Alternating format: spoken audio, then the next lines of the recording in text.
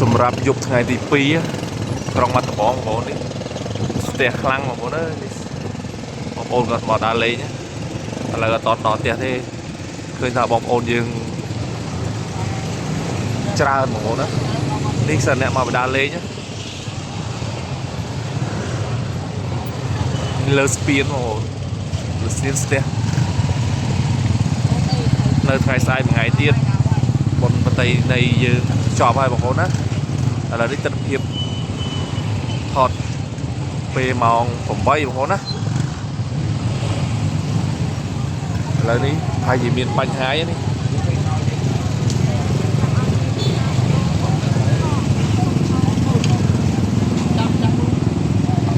អូ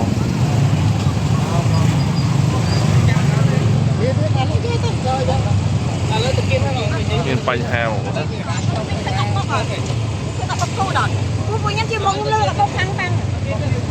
អូមានបញ្ហាបងប្អូនណាអញ្ចឹងបងប្អូនធ្វើដំណើរជិះបើកបោអីកុំលឿនពេកបងប្អូនកុំឲ្យមានបញ្ហាដូចបងមិញណាមកពីដើរលេងនាំទុកដល់ខ្លួនទៀតបងប្អូនណានេះចូលឆ្នាំថ្ងៃទី2បងប្អូនណានៅថ្ងៃស្អែកមួយថ្ងៃទៀតបុណ្យប្រតិនៃខ្មែរយើងចប់ហើយអញ្ចឹងបងប្អូនជូនពរបងប្អូនធ្វើដំណើរសុខសប្បាយទាំងអស់គ្នាបើកបរប្រយ័ត្នប្រយែងបងប្អូនកុំលឿនពេកអញ្ចឹងបងប្អូនដែលឃើញវីដេអូនេះហើយកុំភ្លេចជួយ Subscribe Channel YouTube ខ្ញុំឲ្យម្នាក់មួយផងបងប្អូនណាដើម្បីទទួលបានវីដេអូថ្មីៗក្នុងទឹកដីបាត់ដំបងបងប្អូនណាបាត់ដំបងលើអាប់ដេតខ្លាំងបងប្អូនស្អាតខ្លាំង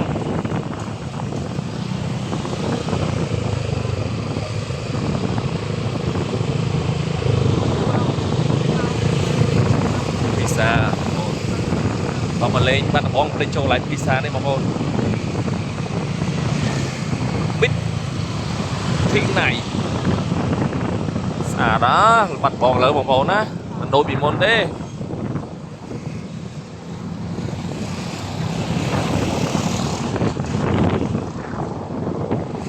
ជួរនេះសិនមានលឿបងប្អូនណាខ្ញុំជីកជួរនេះដើម្បីមកស្ទះ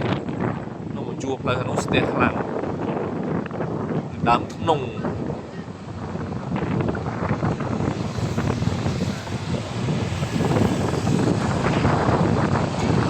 ចឹងថ្ងៃស្អែកនឹងអាប់ដេតវីដេអូថ្មីចូលចឹងបងប្អូនកុំភ្លេចទស្សនាវីដេអូបន្តនៅថ្ងៃស្អែកបងប្អូនណាអ្នកមកក្រោយកុំភ្លេចជួយ Subscribe Channel ឲ្យម្នាក់មួយផងបងប្អូនណាដើម្បីយើងឡើងចិត្តថតកន្លែងស្អាតចែកជូនបងប្អូនមើលហើយនៅកន្លែងញ៉ាំអីនៅក្នុងខេត្តបាត់ដំបងយើងហ្នឹងខាងនោះក៏ស្អាតដែរបងប្អូននេះសិនគេមកដើរលេងវិញនេះអត់តទេហេ